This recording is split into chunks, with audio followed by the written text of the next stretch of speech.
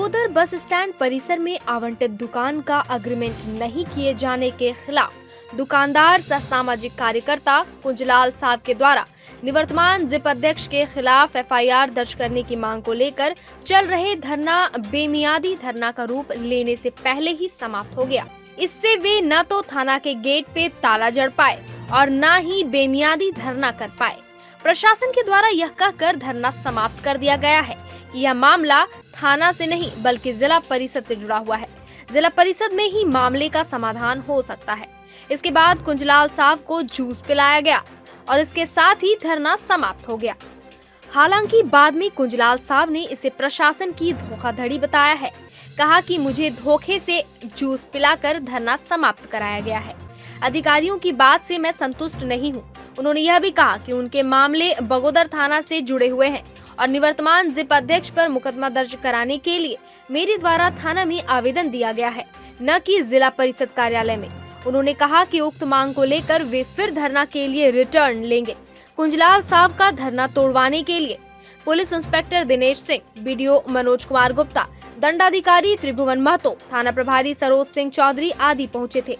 बता दें कि कुंजलाल साहब के द्वारा बगोदर थाना गेट के निकट धरना दिया जा रहा था। इसके माध्यम से आवंटित दुकान का अग्रीमेंट नहीं करने के लिए जिला परिषद अध्यक्ष राकेश महतो को दोषी मानते हुए उन पर एफआईआर दर्ज किए जाने की मांग की जा रही थी। शुक्रवार को धरना शुरू हुआ था और दूसरे दिन शनिवार को बगोदर थाना गेट में ताला जड़कर गेट के पास से ही बेमियादी धरना पर बैठने की तैयारी थी। बगोदर से धर्मेंद्र पाठक की रिपोर्ट।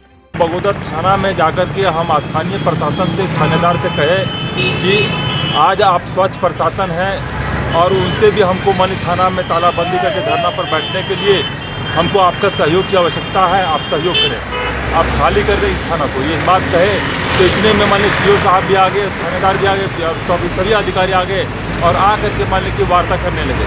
वार्ता बहुत देर तक चलने के बाद भी वार्ता विफल रहा। उस वार्ता विफल होने के बाद जो कि हम धरना स्थल पर यहाँ पर आ गए और ताला लगाने के जब प्रयास नहीं करते, इसी के बीच में जो है कि हमको जो है कि दल बल के साथ आ गए हमारे पीछे और हमको रोक दिया गया। और रोकने के बाद में बहुत सारी वार्ता हुआ।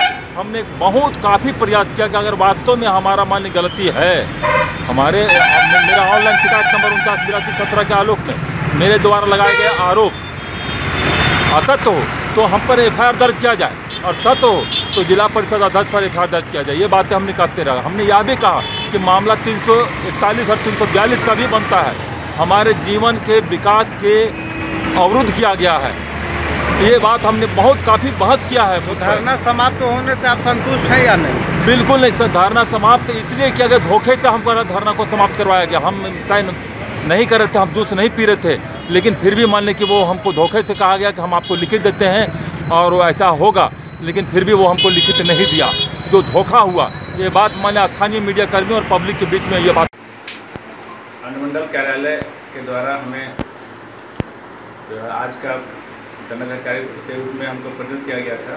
हम यहाँ आए तो कुंजलाल जी से हमारी वार्ता हुई और हमारे थाना प्रभारी सर थे, है ना, इंस्पेक्टर सर थे, बीडीओ साहब के द्वारा कुंजलाल जी को, है ना, धरना आश्वासन देकर धरना समाप्त किया गया।